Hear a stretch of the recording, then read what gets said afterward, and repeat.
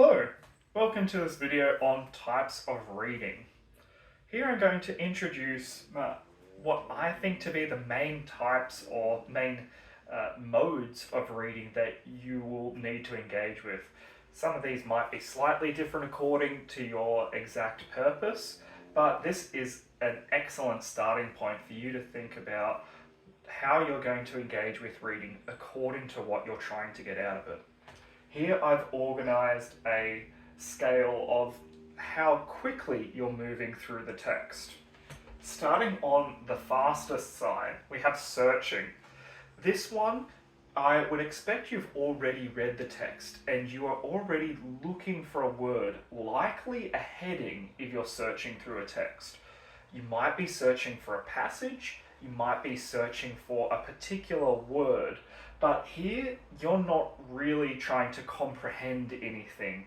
It's more like you're trying to recognize the shapes of the letters. So this, calling it reading is generous, but this certainly has a purpose if you know what you're already looking for. Once you find it, you're probably going to slow down and use one of the other styles of reading to actually extract the information from what you were looking for.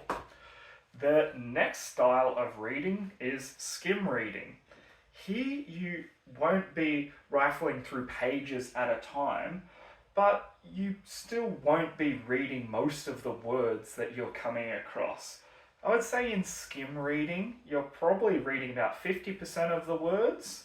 You're definitely not reading for pleasure at this point. Here you probably have an idea of what you're looking for, or maybe an idea of something that you're not looking for. With skim reading, comprehension, as I said, if you're reading about 50% of the words, at most you can get 50% comprehension.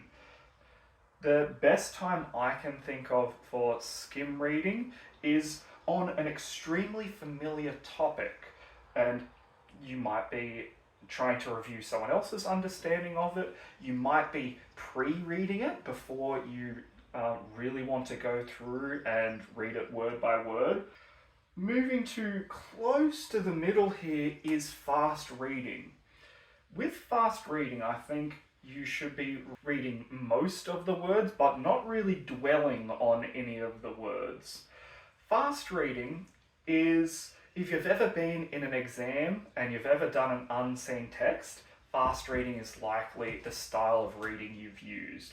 Or if it wasn't, if you did try reading one of these, you might have lost some time, and in retrospect you might have thought, oh, I didn't actually need to understand that much of the text. All I needed was to find one thing about the text and then move on. Fast reading can also be useful if you are reading through a long document or a novel and you come across a section that isn't as interesting as the rest of the book. And this happens. I wouldn't purely skip the pages, maybe like if you were skim reading.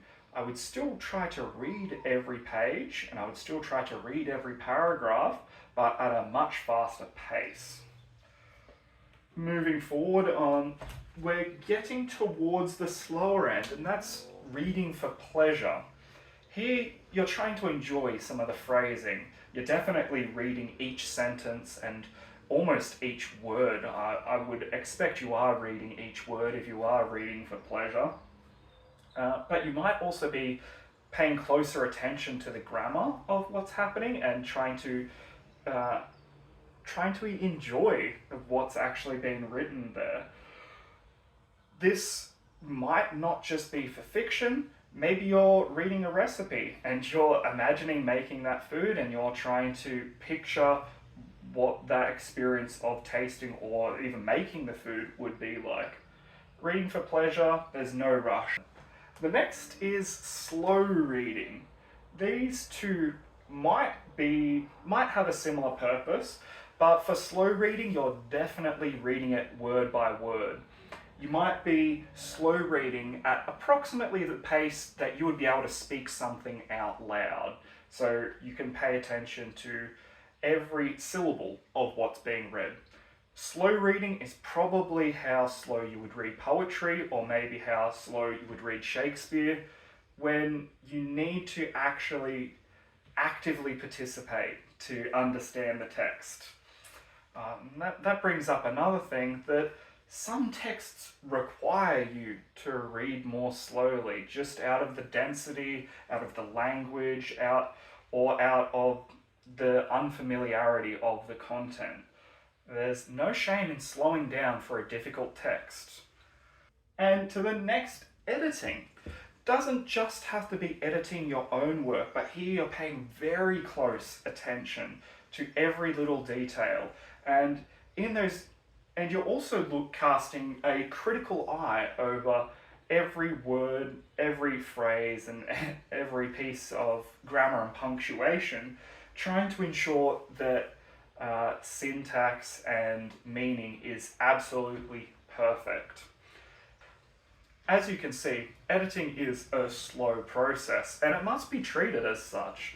If you try to rush the editing process, if you just skim read your assignments when you're trying to edit them, you're not going to be able to pick up on as many of the things that you should if you're treating it as editing.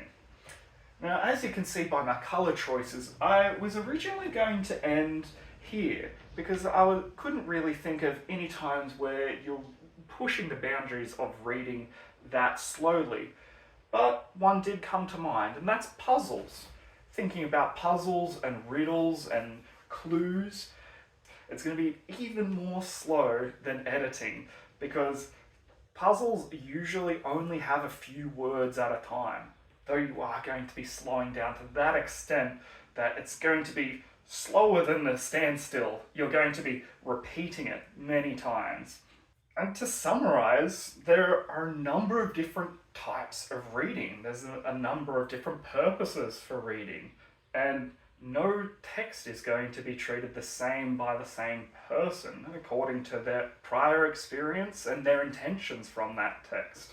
So think closely about the type of reading that you're using when you are reading next.